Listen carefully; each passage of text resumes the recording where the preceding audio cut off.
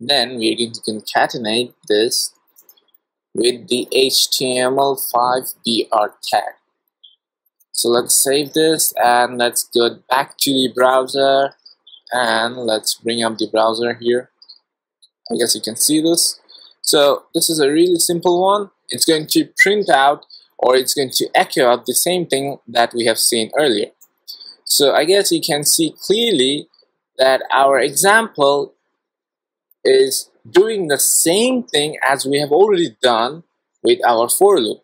But you're seeing something like we have got fewer, we did get fewer lines of code when we used for loop in this context, but we had to do all those things manually, and we are getting,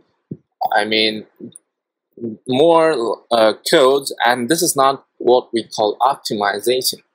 The less code you write, you shouldn't only focus on writing less code, but you should write what is meaningful. And if you have an alternative that is compact, then you should obviously use that. In our context, the for loop was far more compact than the while loop.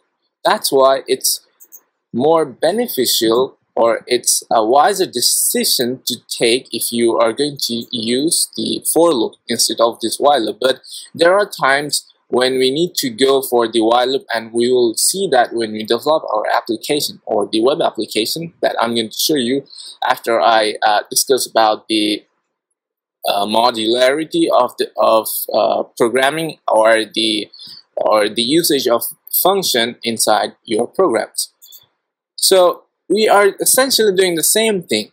So first, we have declared a variable, we have initialized the variable with the value of 0. So initially our variable index contains the value of 0. Then again, we are writing a for loop.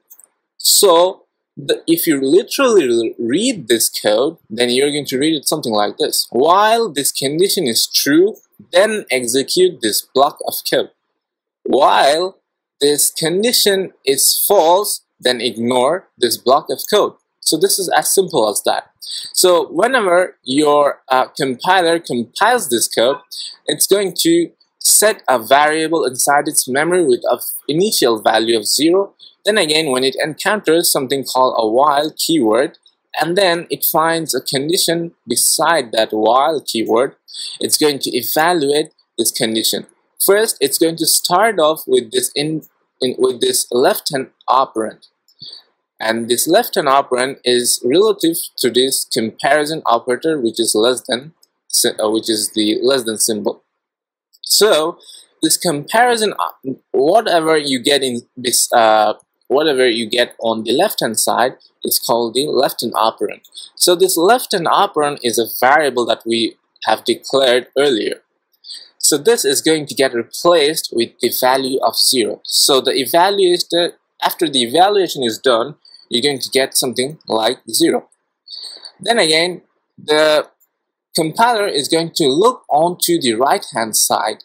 So it's going to find that there is a right hand side operand relative to this comparison operator. So it finds that we are telling the compiler to count the number of elements inside this pages array. So when it finishes the counting, it's going to replace this this function call with the value of 6. Then it's going to evaluate the entire condition in a single go. So in a single step. So it's going to read something like 0 is less than 6. So this is true. This is essentially true. It's nothing, it's just a simple comparison. It's nothing rocket science. So when this condition is true, then the compiler identifies that it's good to go inside this block of code, and then it executes this first statement. So this first statement has got something like an echo statement along with the array and an HTML BR tag. So when this echo statement is received by the compiler, it looks inside the string and it finds that this matches with this pages array. And it has got square brackets, And inside that square brackets, we are passing in something called the index variable. Now initially our index variable contains the value of 0 because we have already set that value at the topmost part before going on with the while loop.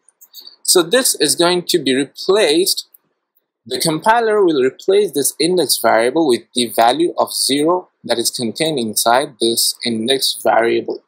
So it's going to look something like this when the evaluation is done, obviously. So the compiler will then move on to the 0th index of the pages array. So it finds that there is a value, or there is an array element inside this array. So the first element is 0, so which is home. Then it prints out that home on the web page.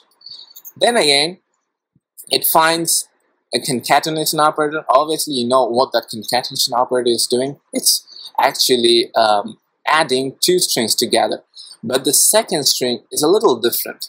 So when the compiler encounters this second string, it finds that it's a BR tag or a line break tag. So we are telling the browser to print anything afterwards on a new line. So when we tell the browser that whenever you have completed printing this value, the first value from the array, then start or move the pointer to the next line so that you can print the next value on a new line. So that's essentially what that BR tag is doing. So after this statement has terminated, it moves on to this 17th line. So this 17th line has something called the increment operator that we have already seen. That increment operator is actually adding 1 to the previous value of index. So this plus plus 1, this plus